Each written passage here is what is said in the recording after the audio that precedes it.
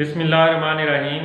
दोस्तों, आज का जो मेरा टॉपिक है वो विटामिन D3 के बारे में है। विटामिन D3 इंजेक्शन, इन ड्रॉप डी इंजेक्शन है, जो कि मुख्तलिफ और नामों से भी मार्केट में अवेलेबल है। विटामिन D3 तो ये आमतौर पे पीने वाला जो है इंजेक्शन है, ये पीने के लिए इस्तेमाल होता है।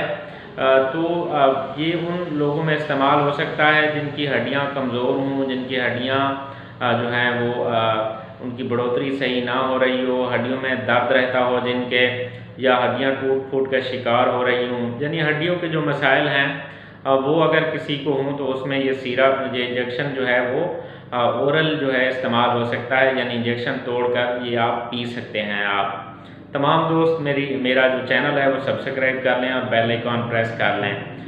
तो दोस्तों, ये विटामिन D3 इंजेक्शन जो इन ड्रॉप डी के नाम से मार्केट में अवेलेबल है, तो ये आप जो बड़े हैं वो एक हफ्ते के बाद या फिर 15 दिन के बाद, या आप अपने डॉक्टर जो है उसके मशवरे के मुताबिक आप इसको इस्तेमाल करें। ये तोड़कर ये आपने पी लेना है, दूध वगैरह में मिला के भी पी सकते हैं।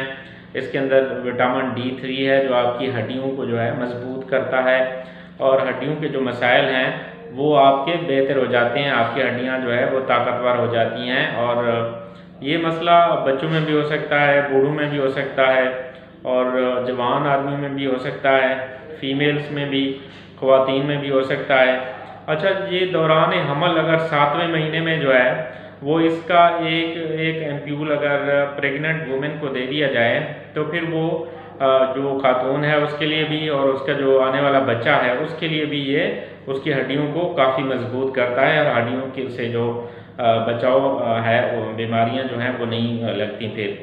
तो दोस्तों, ये आप इस्तेमाल करा सकते हैं, और लेकिन ये है कि डॉक्टर की एडवाइस के मुताबिक ही इस्तेमाल कराएं।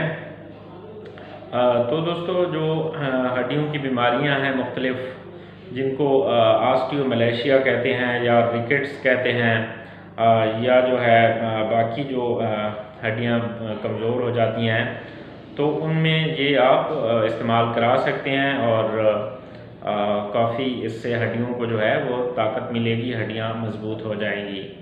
आप तमाम दोस्तों से गुजारिश है कि मेरा चैनल सब्सक्राइब कर लें और बेल आइकन प्रेस कर लें। शुक्रिया।